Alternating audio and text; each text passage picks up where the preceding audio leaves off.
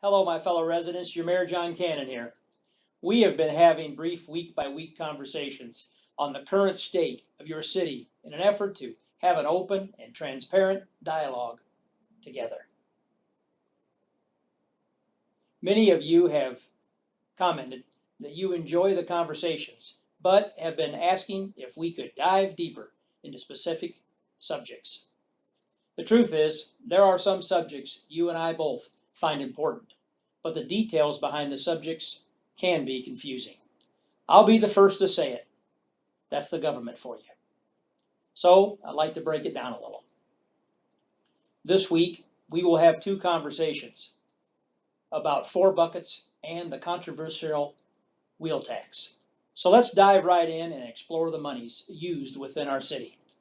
I will explain where money comes from, what I would refer to as buckets that can be spent, and also where the sources come from.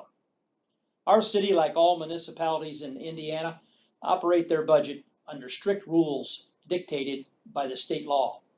There are 4 buckets of money. This money is sometimes referred to as funding.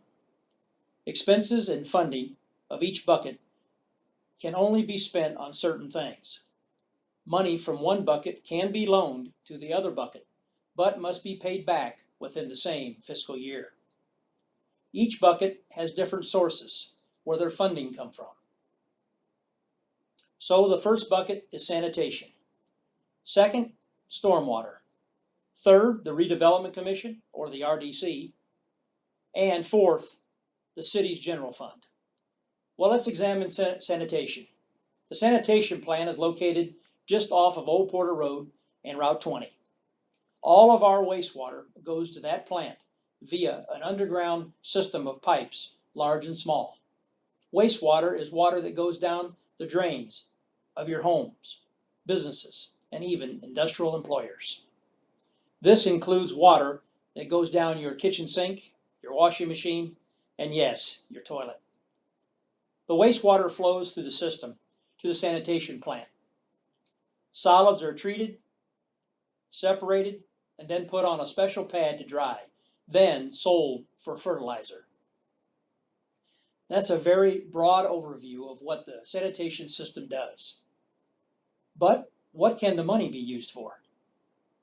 It can be used for the maintenance of our plant, pumps, lift stations, and the underground system of pipes. The funding for our sanitation system is the sanitation sewer fee charged to businesses and to homeowners. The second bucket of money that we'll explore is stormwater. That one has been controversial over the last couple of years.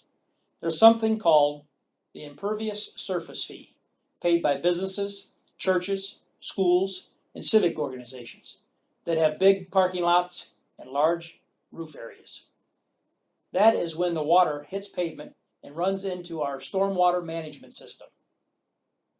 And then there's just regular old rainwater that soaks in the grass and soil. And that's what we'd all prefer. But because of the concrete and asphalt in our city and the growth in businesses and buildings with large roofs and large parking lots, see, when the stormwater can't soak into the grass, it has to be diverted into our stormwater management system. The rainwater is guttered through stormwater inlet grates into a system of pipes and natural waterways, then finally winds its way to Lake Michigan via the Burns Waterway. Without the management of these, roads would be flooded, in many cases worse than we experience now.